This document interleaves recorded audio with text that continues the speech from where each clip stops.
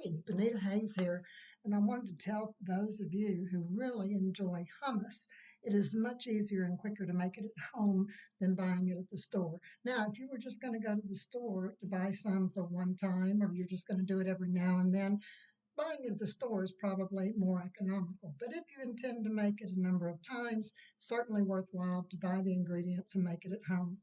And for starters, you need, oops, where'd I put my can? Here it is. Already drained my can of garbanzo beans. Just throw it into your processor with your blade in there. Because I couldn't figure out how to make the camera go around, but here it is, garbanzo beans.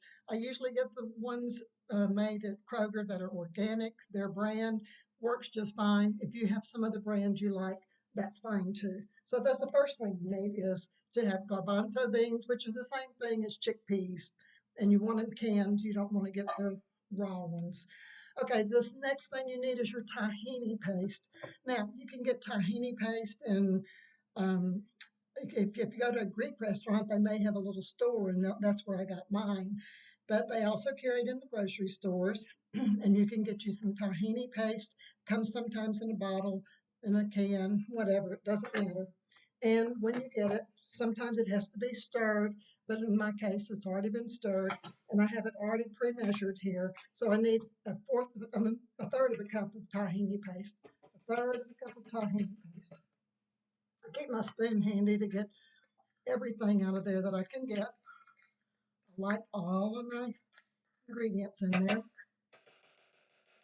I tried to gather up everything in advance, but I just realized I didn't get salt.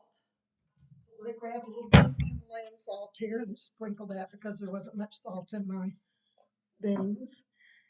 And the other thing is garlic. Now you can run it through however you want to. I'm going to cut this piece, and this is a pretty big piece, so I'm going to cut it into a couple of chunks and have it ready into my food processor.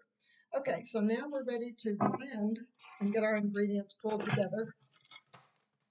You just want to kind of pulse it around, make sure you're getting everything done, and then you might take your spoon that you used for your tahini paste and push the sides down a little bit, get everything in there.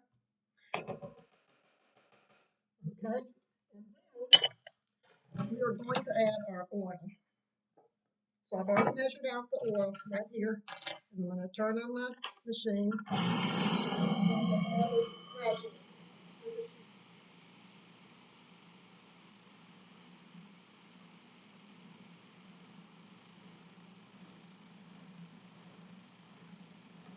Okay, so this consistency is not good enough for me. I like it to be a little bit moister. And you can use plain water if you want to. I typically use some jalapeno juice because I like a little kick. Let me grab my jalapenos.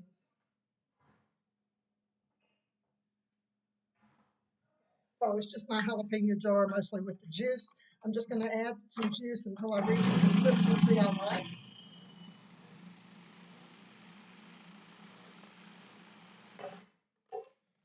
In the South, we kind of like everything spicy.